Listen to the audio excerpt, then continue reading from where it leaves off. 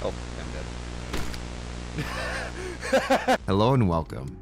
Pumpkin Panic is a short indie horror game quite like Stardew Valley. Unlike Stardew Valley, you are being hunted at all times. The game markets itself as a cute little farming simulator where strange things are happening. And indeed, things be rather strange. You're woken up by an animal who gives you some seeds and forces you into indentured servitude. Where have I seen this before? In your room, you can interact with the workbench where you can spend money to get upgrades. And with the dresser, you can use little pink metals to get pointless cosmetics.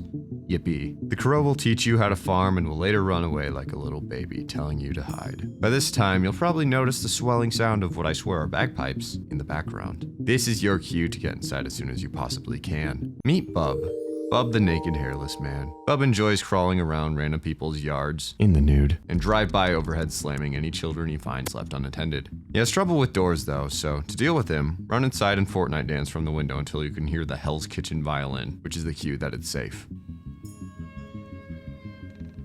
Was that the Gordon Ramsay violin? On the UI, you have 2 meters. The blue being your water and the yellow being your lantern oil. Lantern oil is extremely important because nighttime is extremely dark. Your best bet would be to upgrade yourself some new seeds and your watering can. Don't neglect your running shoes though. Faster shoes mean you're less likely to end up as a chalk outline. Also make sure you don't spend too much time inside, otherwise you'll start seeing some crazy things. Case in point. Oh, hi. What's going on? The shadow is like the opposite of Bub. If you spend too much time inside, it will appear and can't follow you outside. These candles here acting as the countdown timer to when it appears. Its sole purpose being to make sure you're not a little goo goo gaga baby that just wants to hide inside and not take your chances with the horrors outside. It can appear and jump scare you from the wild though, so just keep that in mind. Nighttime is an incredibly annoying time because that means 2 clowns can appear. First being a happy clown offering a shiny red balloon, and a sad clown that will quickscope you if you don't give him the balloon. What the hell? I was giving it to you! Always be on high alert for the sound of a music box. If you miss the first clown's balloon, the second clown will have no problem game ending you. They're alluded to via a little note warning you to listen for their music. By the second day, you've probably noticed all the extra facilities, including the fishery, the recycling machine, and the boat. The fishery is for, well, fishing. It could net you a little extra cash. A secret reward for catching all the fish is getting a singing fish on the wall of your house. This game is awesome. This game rules, guys. The recycling machine is used to convert your trash into cash. Pretty useful, especially since the crow is constantly dumping garbage in your yard. The boat is the end goal and the way the player escapes. To fix it, you have to be dummy rich, since each cog costs the same as Kvebbelkop's 11th mansion. Oh, I forgot to mention, if anything whatsoever touches you once, you have to restart from the beginning. By the second day, you'll have noticed a new friend, the deer. Also, don't get hit by a drive-by. The forest around the farm is full of these signs warning you not to feed the deer. Huh, I wonder why. Do it. Do it. Do it. Oh, you're just a...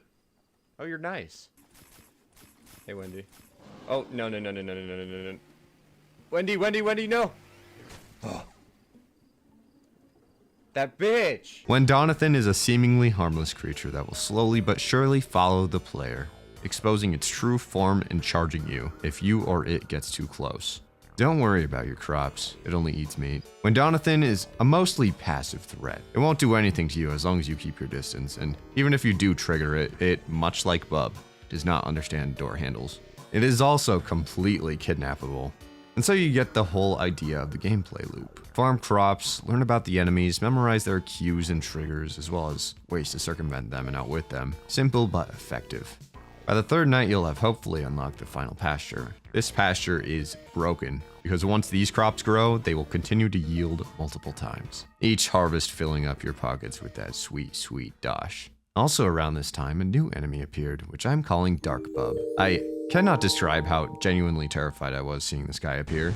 This mysterious black entity appears with absolutely zero Q, dissimilar from every other creature in the game.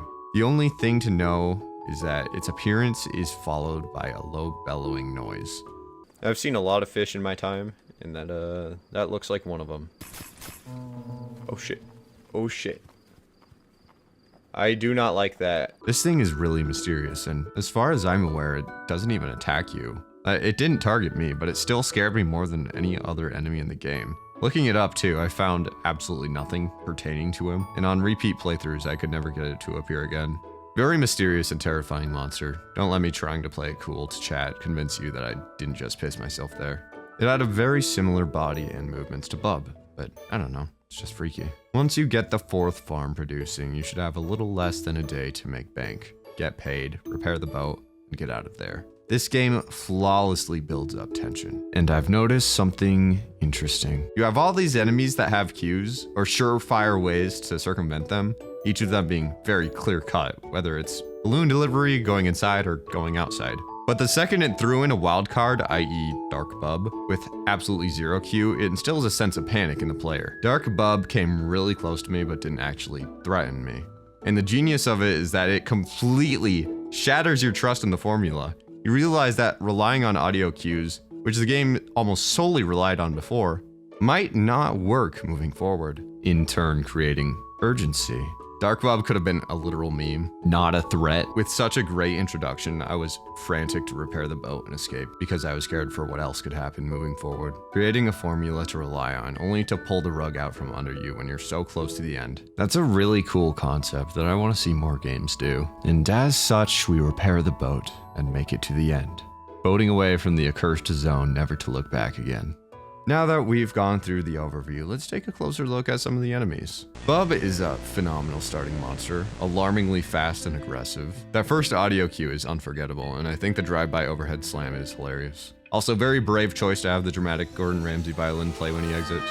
The shadow isn't anything too special, just an evil version of the player, and works fine as a don't be a little goo goo gaga mommy I want milk baby. It is nice that it can jump scare you from the wall though. The clowns are the most unique enemies in the game. I like how you have to search for the first one and grab its balloon to deliver it to the second one. The main character holding the balloon is absolutely adorable. Wendonathan is a funny guy doing funny things. The signs around the forest warning you of a strange deer and how he affects the gameplay is just great. And his morph into a Giga Chad is cool too. What is it with deer monsters in horror media always being so cool?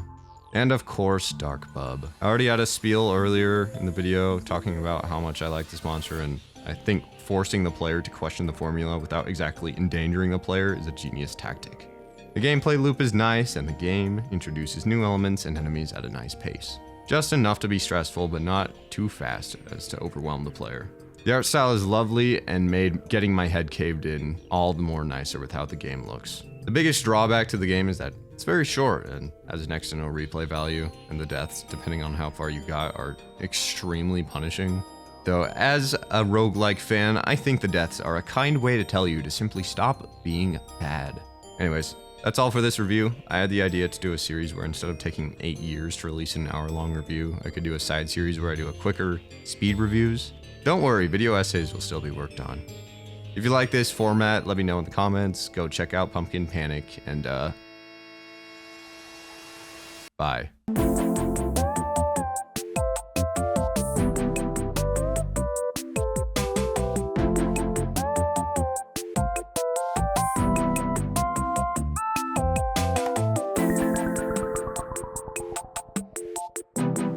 Wendonathan, what are you doing? Wendonathan, what are you doing? Wendonathan, what are you doing? Wendonathan, what are you doing? What are you doing, Wendonathan? What are you doing, Wendonathan? Nope, see ya. See ya. See ya, bitch! I'm taking you with me!